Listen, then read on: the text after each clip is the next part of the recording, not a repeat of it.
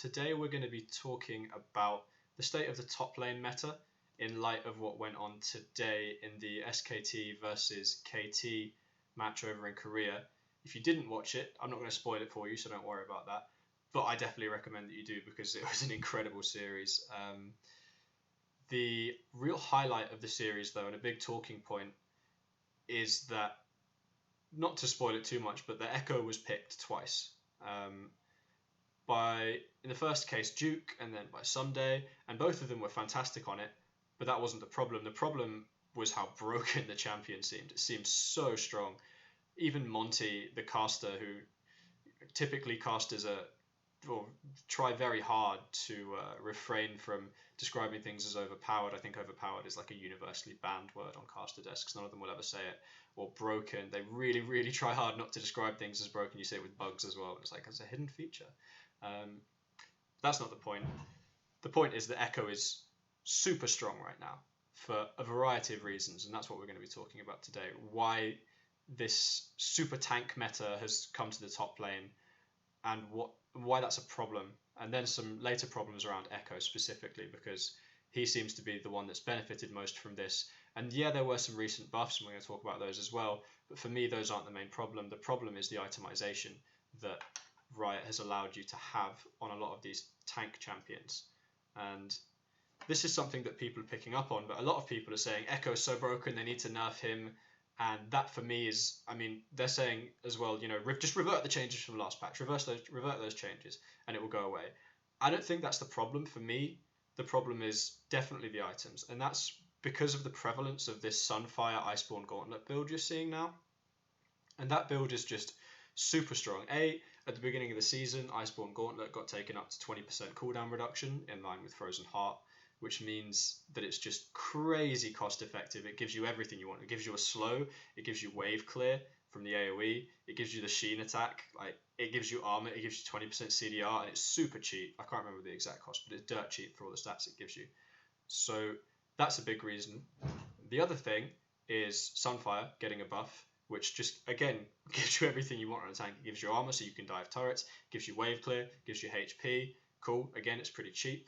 So all we're seeing is all of the tanks just rushing Sunfire and then straight into Iceborne Gauntlet. And the real icing on the cake, the cherry on top for this whole situation, is the Keystone Mastery. What's it called? I've completely forgotten what it's called. Grasp? Yeah, Grasp of the Undying, which allows you to vamp with people's health. So all of these changes have basically just made tanks unkillable in the top lane, and you pretty much don't have any option but to go with tanks now. And that's a real problem for diversity for me. Back in Worlds, we saw that it was pretty dominated by bruisers. It was dominated by Fiora, by Darius, and then Gangplank. And then just in the start of the next season, we had Poppy coming in. But pretty much those four champions have been real strong. And then you started to see Nautilus because people realised, oh wait, Sunfire's got buffed, Iceborne's got buffed, we can just sit there and wave clear and this is super strong. And then you started to see Zarot Portal and they nerfed that. But the problem for me is, as well, is part of the reaction that people are having towards this. A lot of people are saying, Ekko's broken, nerf him. And that's, again, what we saw with Poppy. Poppy's too strong, nerf her. And I don't think that that's going to solve this problem or help to create champion diversity, because what we're seeing right now is that essentially the champions, well, like we saw at the beginning of the split, where Frost Queen's claim was absolutely broken, and pretty much the only mid laners that you played were the mid laners or the champions that used that item. If you used that item, you're in the meta. If you didn't, then there's a good chance you're not in the meta because it's just so strong. You have to use champions which benefit from that item, and that one item completely shaped the entire meta for the beginning of the season. And that's now what's happening in the top lane with Sunfire and Iceborne Gauntlet, as well as Grasp of the Undying. So it's really reducing champion diversity, because basically the only champions that you play are the champions that use those items. You use Poppy, use Nautilus, use Ekko, use Trundle as a counter to them. You kind of use Maokai at the moment as well. But we're seeing this real shift towards Ekko has to be first picked or banned, and then you've got Poppy. And those are like your god tiers. And Riot's reaction has been to nerf Poppy. They nerf Poppy. Fair enough. But to me, there's a problem with this, and I don't think that, like I said, I don't think that's going to solve the problem, because all you're going to get is, okay, Ekko's bad now because they nerfed Ekko. Who do we take instead? Like, who uses these items better than Ekko now because Ekko's kit is nerfed? Who uses these items better than Poppy now? And that's all you're going to see. You're just going to see a rotation of champions that, okay, they nerfed that champion. Who's broken now? That's all that's going to happen because the items are going to stay a broken combination, which they are. And I think that nerfing the champion is really a wrong response to this. You've seen this with Udyr as well, like the Runic Echoes, Iceborne Gauntlet, movement speed build. The reaction from Riot was, okay, they've nerfed those items a little bit, but they've also nerfed Udyr like twice in a row now. And he's just going to be crap now. He's going to be completely useless. No one's going to play Udyr anymore, which is really sad for Udyr players. So why not just nerf those items, and maybe you'll actually get to see more diversity that way instead of just nerfing the champions that can use the best items the best. Why not nerf the items and bring them in line with other items, and then you'll get to see more diversity there. So that's a problem for me in terms of the meta, and an explanation as to why we're seeing all these tanks in the meta. Pretty much you're going to see tanks and things that can kill tanks. You're going to see Gnar and Trundle and stuff like that. Sorry. So, moving on to talking about Ekko specifically, a lot of people are saying Ekko's broken. I don't think Ekko's broken. Again, it's just the items for me personally. But I do want to highlight a point about Ekko, which I think is, to me, concerning. And I don't think that Ekko really, his champion design fits what Riot intended him to be. And you get this case where... So Ekko, at the moment, really reminds me of how Gragas used to be, where Gragas was intended as this top lane or jungle tank to build kind of innovating Locket, for anyone who remembers it back in the day. But that didn't happen because his AP ratios were so high, and people very quickly realized, oh wait, we can just pick Gragas and completely dominate because his AP ratios are great. You could just pick him as a mid lane mage and do stupid damage. And Riot really didn't like that, so they nerfed him and then no one plays him. And then eventually they reworked him because they realized that there's no way we can keep this champion in this state and not have people just use it as a mage. Like, if you nerf the damage on it, people just aren't going to play it. They're not going to start playing it as a tank. They're just not going to play it because that's what they were picking it for. So they ended up reworking him, and now people play him as a tank. Fine. So what we need to talk about here is, why is Ekko being played as a tank? And it's not like... Okay, so there's definitely a problem with the items, first of all. You can pretty much play anyone with those items. Red Mercy did a stream the other day, and he played LeBlanc and Talon and all kinds of stuff with it, and you just crush right now. You absolutely crush with these items. But why is Ekko specifically in pro play being played the most? Why does he benefit so much from this? And to me, there's a real problem with the way that Ekko's kit is. So he's intended as a mid lane assassin or a mage, right? But I'm just going to take you through a quick look at his kit and show you that really this doesn't match up at all to me. So looking at, quickly, we'll hide that. Okay, we're going to go through his abilities one by one and talk about them a little bit. So you've got Z-Drive Resonance. Ekko's abilities and basic attacks apply Z-Drive Resonance to affected enemies upon damaging them, lasting up to 4 seconds and stacking 3 times. At 3 stacks, it's consumed, you deal damage, and you slow them. Okay, so that's 1 slow already. Fair enough. Okay, he's an assassin. I get it. That's what you want to have on assassins, right? You want movement speed. But it also slows, and this is a real theme in Ekko's kit. They really went, oh, he's a Time Lord person thing. He controls time. Let's have him do loads and loads of slows. Okay. So that's not so bad. Again, it's after 3 stacks. It doesn't deal, like, it does pretty high base damage, but it has a really high AP ratio. So that's incentivizing you to build AP. Fine. But you've got 1 slow. Assassins usually tend to have maybe 1 slow or 1 stun in their kit, but it tends to be a fairly limited resource. In this case, you can pop this on like 5 different people. It can't affect the same target more than once every few seconds, but you could just run around a team fight smacking loads of people, or hitting them with your Q or your R, and you can prop this on multiple people. So that's already, assassins tend to be, burst one target, blow them up, and then get out. And that, there's already like a bit of a disconnect with that picture here, because you're not being incentivized to burst one target. Okay, so your passive is just a small part of his kit, but throughout the rest of his kit, this is a really recurring theme, that he's actually not very assassin-y. So something to bear in mind. Moving on to his Q, right? Ekko throws the device in the target direction, dealing magic damage to enemies along its path, At maximum range, or upon hitting an enemy champion, the device slows to a stop and expands, creating a field that slows enemies. After a short delay, the device contracts and rushes back to Ekko, dealing additional magic damage to enemies along its path. Okay, so that's slow number 2.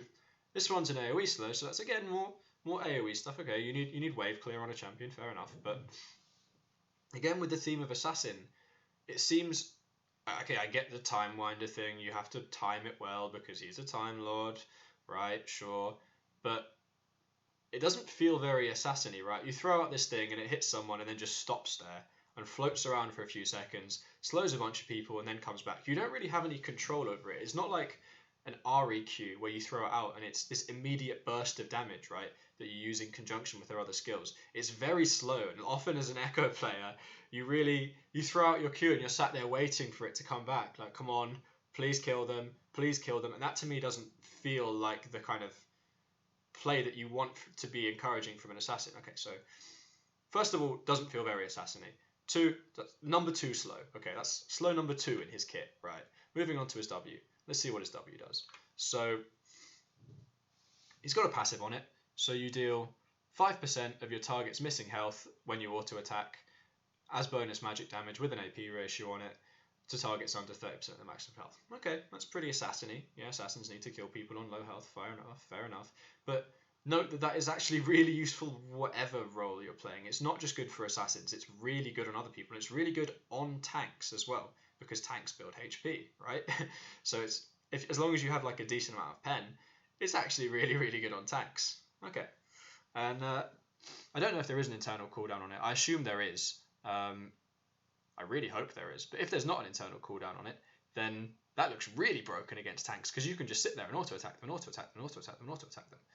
So, again, we're seeing that Ekko is really being rewarded for sticking to targets here, both with his passive and the fact that he's got 2 slows, 3 if you include this ability, right, when you get to the active part, and the fact that you're just being rewarded, for repeatedly hitting people and sticking to people. And that, doesn't really seem to fit in with the assassin fantasy, right, where you get in and blow someone up and get the hell out again.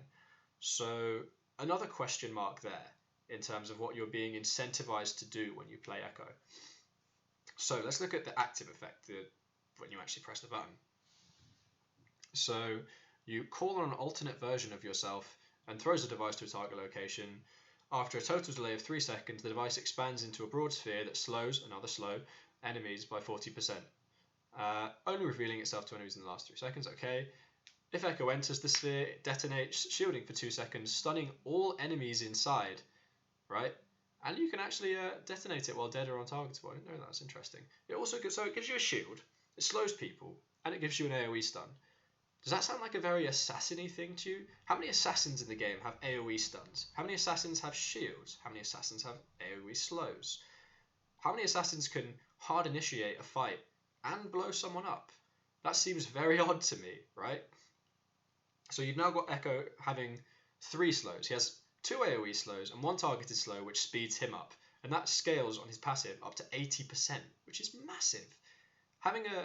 Now we're starting to see why people are building him as a tank, right? Because you just have so much utility. Like, it's just a crazy number of slows and amount of slowing and shields and stuns, all of this stuff that he can do, which is completely out of character for an assassin to do. And this is all the stuff that you want on a tank. This is incredible kit for a tank, an incredible amount of utility. Okay, moving on to E. His E is probably the only ability in his entire kit that I would say seems assassin-like. And actually, when you think about AP Echoes, and when you build AP Ekko, this is what you build into. You build into having a Luden's Ekko and a big old Lich Bane proc, and just smacking someone with this and doing a buttload of damage, right? This is your only way that you do burst. This is the one spell that actually seems to fit in with, really, your only active anyway, that fits in with being an assassin. Looking at his ultimate, there's another problem with that. His ultimate I find really odd. Okay, so we all know what Ekko's ulti does. You reactivate it and you go back in time. Okay, more time traveling, cool, fair enough. But what happens is you deal damage in the place that you travel back to, right? So you have this weird scenario where you're having to kite away from people on low health, initiate fights, get out, and then blow yourself up by taking your ultimate back, traveling backwards in time. And yes, you can use Zhonya's Hourglass to set that up. If you land your stun and then Zhonya's problem, you can set it up. But it's only in conjunction with other people. And again, that feels really odd to me. Just the damage section of this ultimate seems really unreliable. And I don't feel like it's something that you want as an assassin. As an assassin, you want to be able to go in, blow someone up instantly, and then get out. But on this, the damage, the blowing up part, happens A, in an AoE, which is uncharacteristic for assassins, and B, away from where you are. And it's really delayed and really hard to land. That seems like a really bad quality to have in an assassin. So all of his abilities seem very like zone control-y and control magey, but he's still trying to be marketed as an assassin. And this is a big part of the reason why he's being played as a tank. And again, if you look at the ultimate, it heals you. Okay, so fair enough, you travel back in time, you get your health back, but and that fits in with the kind of character fantasy. Yes, he's a Time Lord, whatever, or he can travel back in time, not Time Lord, but the ultimate heals you for a fair bit.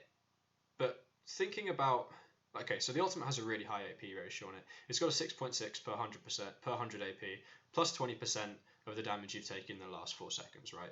But let's just do a quick bit of mathing that out. Say you are level 16, right? You have 400 AP, being very generous. That's going to heal you for what? About 40%? Is that 40%? Yeah.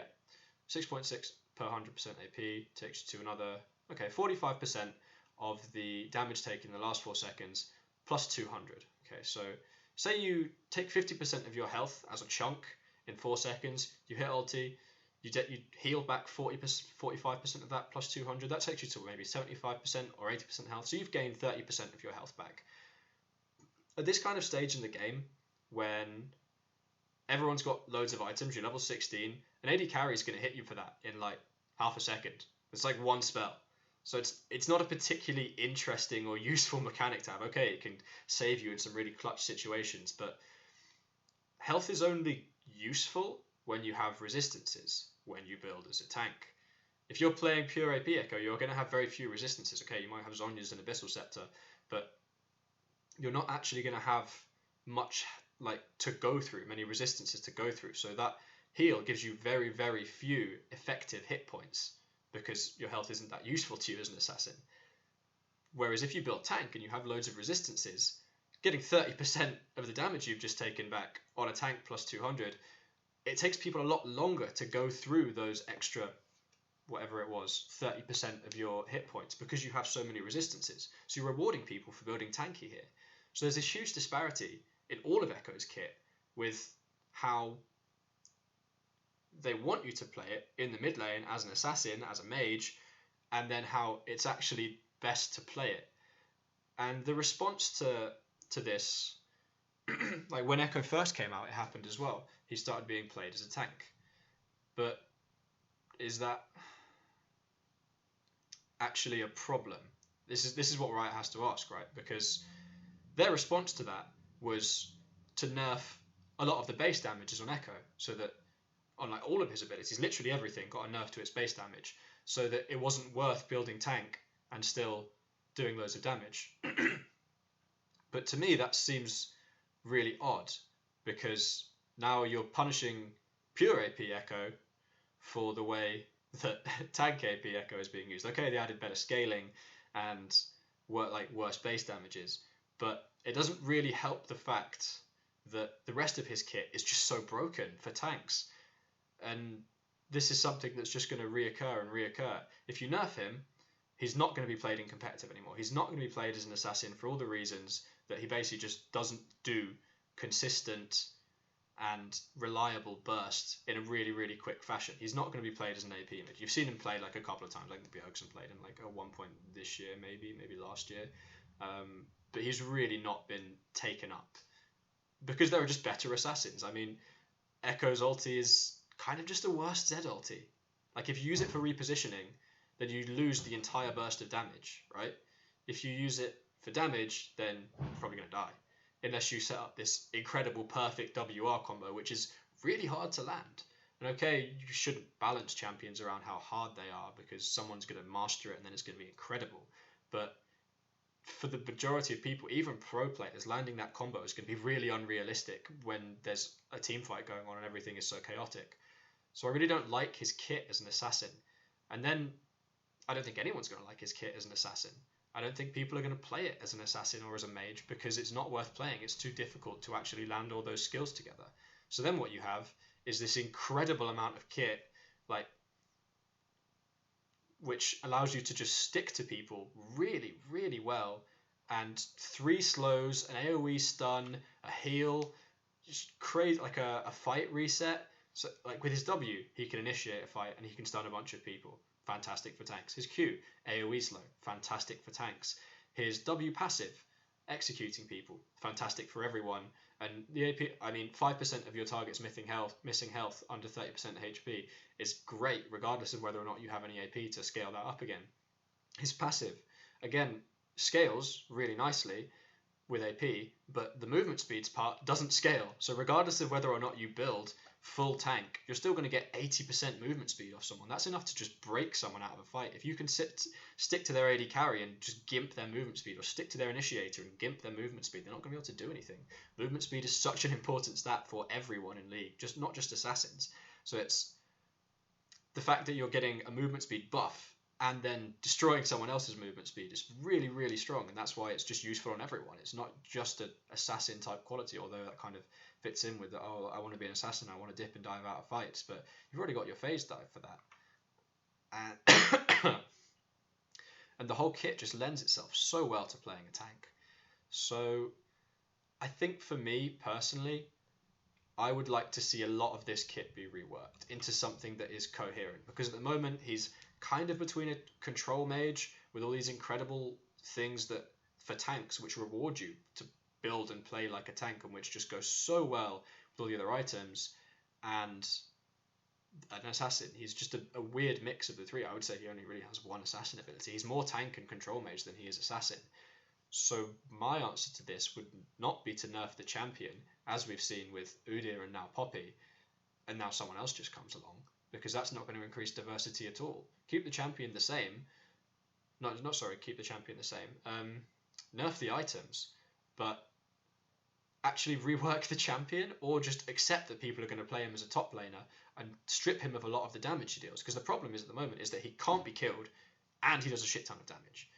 You have to take away one of those things. If you take away the damage and just go, look, okay, Ekko's being played as a tank, we're okay with that, then fine, keep the kit the same.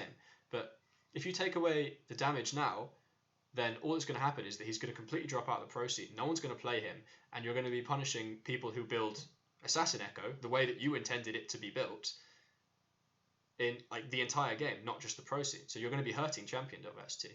So that's what I would like to see, is them to actually just rework the champion, strip away some of this ridiculous utility kit that he doesn't need. It's completely extraneous. Like, why do you have all this ridiculously strong, incredible utility, initiating, slowing, kiting, healing, all of this kit which just doesn't fit with an assassin? If you want an assassin, you just pick Zed. Like, compare Ekko to the rest of the assassins in the game, and you very quickly realize that his kit is just incredible. Even compare him to most of the tanks in the game, and his kit is incredible. 3 slows? 3? Really? 2 of them being AoE plus an AoE stun? Like, and a fight reset? Not many people have that. It's absolutely mental. So that's what I would like to see. Bit of a rant, but in conclusion, I really hope that Riot doesn't just decide to nerf Ekko and then just carry on with this crazy tank meta where everyone has to just build Sunfire and Iceborne or not be viable. I hope what they do is they nerf the items and maybe rework Ekko as well as a side project. That's not desperate, but I mean, in the meantime, as a kind of band-aid cure, take away some of the utility that he gets and just add more damage somewhere else and just reward people for playing him as an assassin if that's what you want to see. If you change your mind, like you kind of force people to do with Gragas, that's fine. Rework the kit. But at the moment, the kit is just completely imbalanced if you want him to be played as an assassin. So that's my thoughts on the tank top meta and why it is the way it is and why certain champions are the way they are. So I really hope you enjoyed the video. Please do like and subscribe if you did, and take care of yourselves.